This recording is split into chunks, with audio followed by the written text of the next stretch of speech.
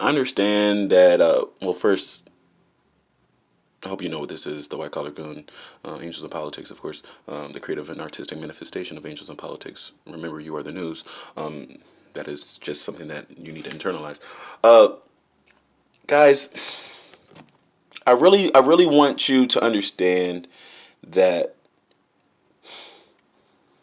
when the women are saying things like, "Yo, niggas ain't shit," when the women are saying like, "Yo, what's going on with the dudes? Like, what's going on with these guys? Like, why can't we find a good man?"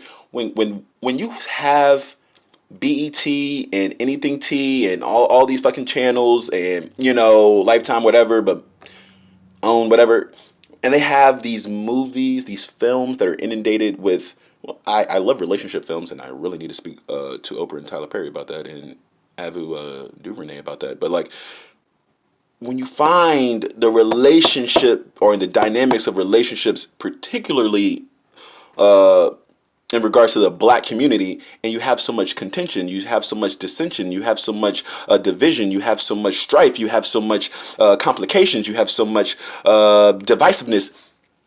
Is that true? Of course it is. Of course it is. But the girls are really just low key or high key or middle of the road key fed up. They're like tired, dude. They're really tired. I'm not surprised, dude. I'm not surprised when these females are these, because some girls are really upset when they hear the word female. But I'm not surprised when the ladies and the women and the younger girls. I'm not surprised at all whenever they complain. I'm not surprised at all when they complain. You know why? Because it is difficult for them to find like somebody who's actually masculine. Like masculine, who's confident, who's intelligent, competent, and industrious, right? So like I know somebody's like, "Yo, Gabe, that's a lot, right? That's a lot to ask for, man. You're asking for a guy to be intelligent, competent, industrious, meaning he can synthesize his competence and intelligence and actually do something with it, whether it maybe not physically with his hands, but at least with his mind." You know what I'm saying? Like maybe he's not the person who can fix the sink or build the bridge or build you a house with his motherfucking hands, but maybe he has the knowledge and the capacity to hire the motherfuckers to do it, raise the capital to hire the people to do it. So he's using other people's money. Like maybe he might have that level of intellect, but like, listen, there's so many girls that says we can't even find him. We can't even find a motherfucker with intellect, competence, intelligence, industriousness, and if he has a backbone, well, fucking hell, like I ain't met that nigga. That's what girls are saying. Like, does he have a backbone? Does he have a spine? Yes. The thing is, the reason why a lot of these girls, the reason why a lot of women, black women, particularly black women, because I'm a black man and I've had a number of numerous conversations with my sisters, and I'm not saying that I can speak for all sisters, but I feel like from what I've heard from my sisters, they ride with the black man. They're down with the black man.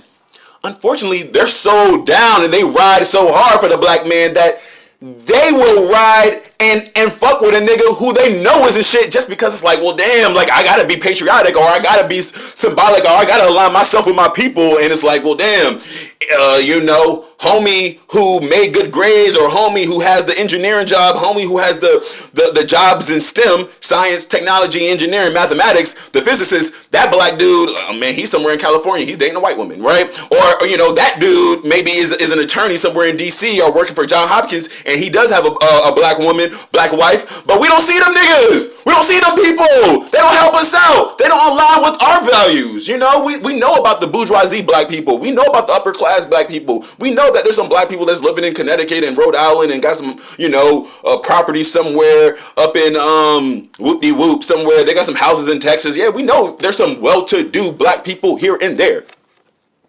Do you hear me? But the women are saying like, damn, like they honestly aren't that attracted to white guys. They're honestly not that attracted to the Eastern Hemisphere, right? They could be, to the men from the Eastern Hemisphere. They could be.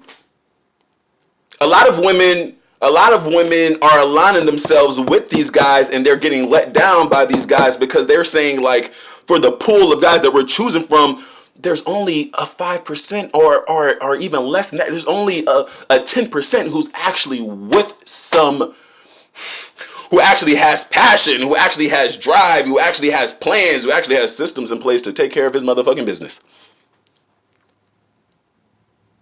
You feel what I'm saying? So I feel like when girls are saying these things, when girls are dating other women, right? When girls are talking like they're saying they're feminists now, and they're lesbians now, and they're LGBTQRST, all these types of letters now, because they're just saying, like, motherfucker, we're telling you all this shit because we're not happy with you. We're not pleased with you. You're not you're not getting the job done, motherfucker. That's what they're saying. You're not handling the business down here. You're not handling the business up here. You're not handling the business out here. You're trying to penetrate the woman, but you haven't penetrated the world. You haven't penetrated your purpose. What the fuck? You trying to get some pussy? Penetrate your intelligence. Penetrate your competence, brother. Yo, get that together. Start a business. Get some capital coming your way. Listen, when you start getting some capital coming your way, and then you start aligning your mind, body, and soul, and you start working on the meditation and prayer, and you started educating yourself, and you started reading books throughout the day, and you started getting in plank position and doing your jump rope, and you started cutting back on the fast food, and you started drinking more water, and you started getting on the apple cider vinegar and the black seed oil. Next thing you know, that the same homegirl who's calling you, well, she maybe didn't call you out your name. Maybe she didn't call you, period. That same girl who was looking past you to date the basketball player with the tattoos on his neck, or to date the motherfucking rapper, which is cool. But now that you got your shit together, all of a sudden, them girls is looking at you, and now they're buzzing around. Now they're giving you a little bit more respect. And when I say respect, I'm not going to say just because you got yourself sorted, just because you're reading now, just because you're developing yourself now, just because you're cultivating yourself now, just because you develop a system of synchronicity or system of synthesis, all of a sudden women are going to drop out of the sky. No, it won't do that. They're not going to come like that. But I'm going to say this: once you start aligning yourself with your purpose, once you start deconstructing the ego, once you start dissolving this ego, because that's where it is, right here between your eyes. You're gonna start walking around, and you're gonna see the nature, and you're gonna be like, damn, let me get in sync with the wind. Let me get in sync with the earth. Let me get in sync with the water. Let me get in sync with my fire. My fire is here. That's the burning desire. Now you're doing your sun salutations. Now you're doing your sun salutations in the morning. Now you're doing yoga in the moonlight. Now you're speaking your life into existence. Now you're manifesting. Now you're writing down affirmations. Oh my gosh. That's what starts to happen. I'm not going to say the women are going to turn up. The women won't turn up today. The women won't turn up tomorrow. But you keep going on your system. Hey, brother, man, I'm going to tell you by next week, they ain't going to be there either.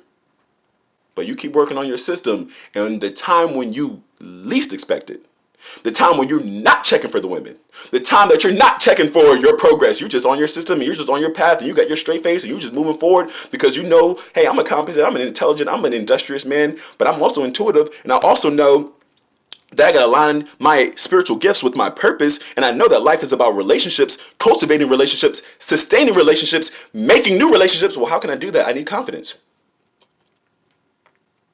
I need self-esteem. And how do you breed confidence? How do you breed self-esteem, fellas?